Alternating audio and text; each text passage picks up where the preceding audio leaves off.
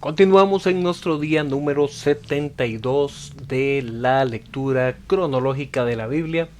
Y bueno, ayer comenzamos el libro de Josué, un libro que nos permite ver cómo comienza a darse el proceso de conquista de la tierra prometida. Ahora bien, esta conquista no fue una conquista de una sola tirada, diríamos nosotros popularmente, o sea, no fue de una sola vez, fue una conquista que se llevó a cabo en diferentes etapas.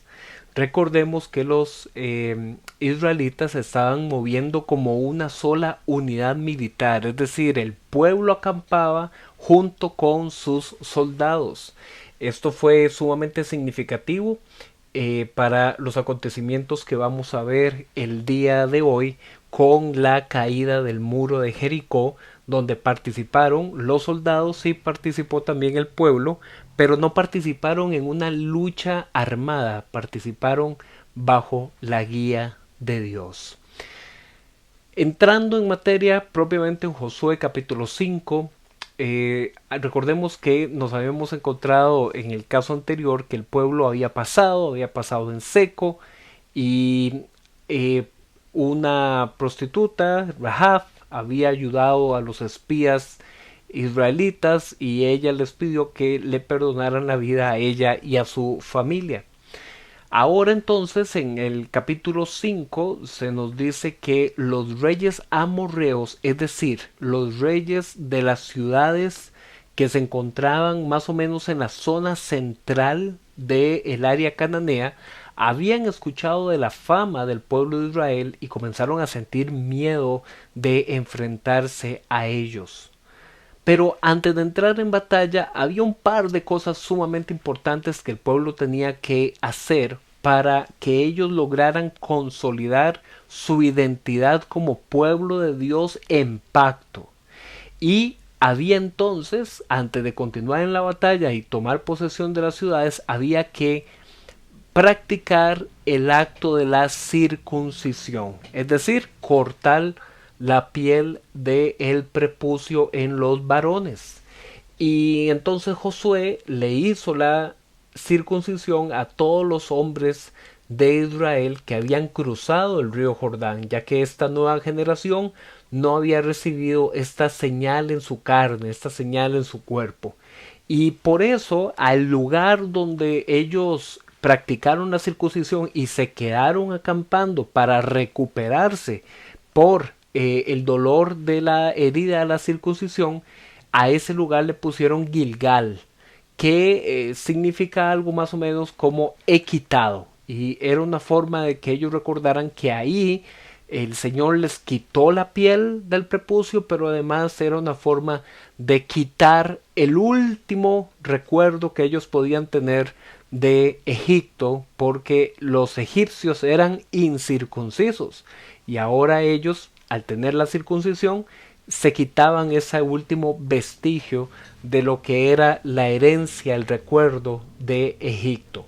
Entonces dijimos que el pueblo tenía que hacer dos grandes actos antes de comenzar la batalla, y ese primer acto fue la circuncisión, pero el segundo acto fue la celebración de la Pascua, ya que el pueblo, por todos esos años en que habían estado en marcha, ellos habían recibido la instrucción de hacer la Pascua, la comida de la Pascua, pero aún no lo habían hecho en la tierra prometida.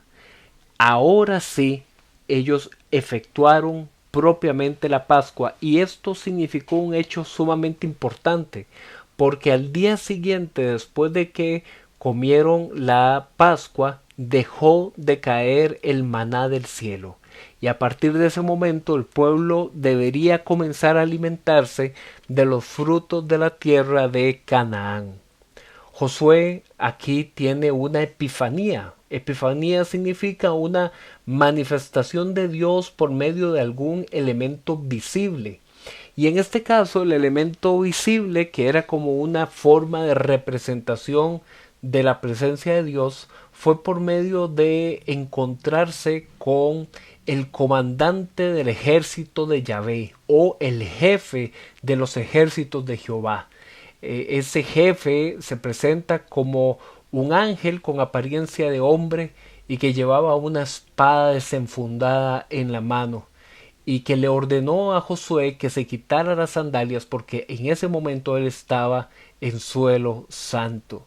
Esta manifestación de la presencia de Dios por medio de este comandante, este guerrero de Jehová, simboliza que la presencia de Dios está en medio del pueblo y de que su ejército angelical está luchando en favor de Israel. En Josué capítulo 6 nos encontramos que Dios, aunque el texto no lo dice, posiblemente por medio de este general, este comandante, este jefe del ejército de Yahvé, Dios da instrucciones a Josué sobre cómo llevar adelante el siteo de la ciudad y le dice que no será por medio de la acción militar, sino que los soldados de Israel deberán marchar, solamente marchar, alrededor de los muros de la ciudad por 6 días y al séptimo día deberán ir también sacerdotes que marcharán al frente del arca tocando la trompeta.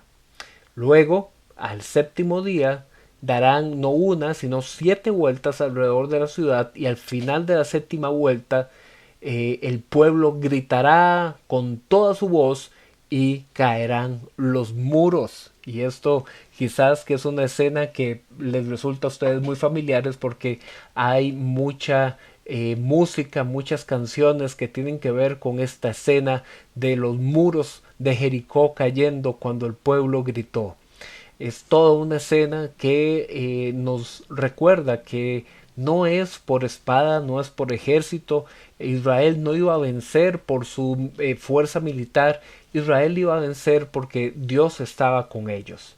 Entonces de esta forma se describe cómo día por día ellos iban haciendo la marcha alrededor de los muros de la ciudad.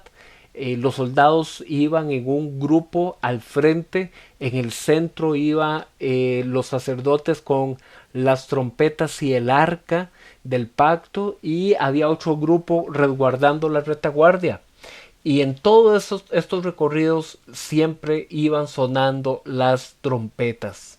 Cuando llegó el séptimo día, el pueblo tomó la ciudad, pero preservaron la vida de Rahab y su familia. El pueblo recibió instrucciones que le decían que estaba terminantemente prohibido dejarse o conservar cualquier posesión de Canaán como un botín de guerra. No podían guardar nada porque no les pertenecía a ellos. Eso era parte de la cultura de Jericó y tenía que ser destruida. Jericó quedó en ruinas y Josué prohibió que nunca fuera reconstruida. Pero bueno, sabemos por la arqueología algunas cosas interesantes de esta zona que se conocía bajo el nombre de Jericó y era una zona muy interesante porque de acuerdo a la arqueología es una de las ciudades amuralladas más viejas de la humanidad. Incluso los restos arqueológicos que se han encontrado datan de hasta 7000 años antes de Cristo. Así es que y hasta más. Así es que realmente Jericó era un pueblo sumamente antiguo que había sido habitado por diferentes poblaciones, no solamente por los cananeos, sino por diferentes pueblos que habían visitado ahí con el paso del tiempo. Jericó, además, después vamos a ver en el Nuevo Testamento que sí se volvió a levantar. Y en la época de los romanos era una ciudad muy importante y entonces acá Jericó es destruida, sus muros cayeron y por toda esta antigüedad no fue reconstruida, repito, hasta mucho tiempo después cuando Israel perdió el control de esa zona. En Josué capítulo 7 se presenta el caso de Acán, es un hombre de la tribu de Judá que él conservó y escondió una parte del botín que debía ser destruido. Por eso la ira de Dios vino sobre todo el pueblo, pero como él lo tenía escondido, todavía el pueblo no sabía que habían entre su tribu algo que era considerado como anatema, es decir, algo que estaba maldecido y que tenía que ser destruido. Por eso fue que en la siguiente batalla que tuvo el pueblo contra la ciudad de Ai, Israel salió derrotado y Josué no entendía, y Josué públicamente rompió sus ropas y se postró frente al arca que simboliza la presencia de Dios, y Josué le preguntaba: Señor, pero ¿por qué estamos peleando? ¿Por qué ahora nos has traído hasta acá para que seamos presa de nuestros enemigos? Ahí es donde Dios le revela que realmente la destrucción de este pueblo había llegado porque ellos no destruyeron el botín de guerra, y de esa forma, mientras así lo conservaran, no podrán vencer a sus enemigos. Para el día siguiente, Josué les dice a todo el pueblo: conságrense a Dios. Esto es una frase que significa límpiense, purifíquense, revisen muy bien cómo está su vida, porque mañana vamos a pasar a examinar cada una de las tribus. Y así sucedió. Tribu por tribu fue examinada y se identificó que dentro de la tribu de Judá, en la familia de Acán, él era el culpable. Acán confesó que él había visto un manto babilónico y además había visto una cantidad de oro y de plata, y que había decidido conservarlos y enterrarlos en su tienda de campaña. Al final, Acán fue apedreado junto con su familia y todas sus posesiones. Esto era una forma de hacer para ellos justicia por el quebrantamiento del pacto que se había dado, la instrucción de que no debían conservar nada de lo anatema de ese pueblo. En Josué capítulo 8 encontramos un cambio. Ahora Dios le da instrucciones a Josué de que ahora sí puede volver a atacar ahí esa ciudad, ese pueblo, y que ahora sí lo podrá derrotar. Pero ojo, esta vez, israelitas, sí podrán conservar el botín de guerra. La estrategia militar de Josué sería con un ataque sorpresa por la parte de retaguardia de la ciudad, en una forma de emboscada contra ellos. Ellos los iban a atacar por el frente, iban a simular que huían para que el pueblo con sus hombres de guerra salieran a perseguirlos, y mientras tanto se daban la emboscada por la retaguardia. Los israelitas lograron llevar a cabo esta estrategia militar y terminaron quemando y destruyendo a la ciudad junto con todos sus habitantes.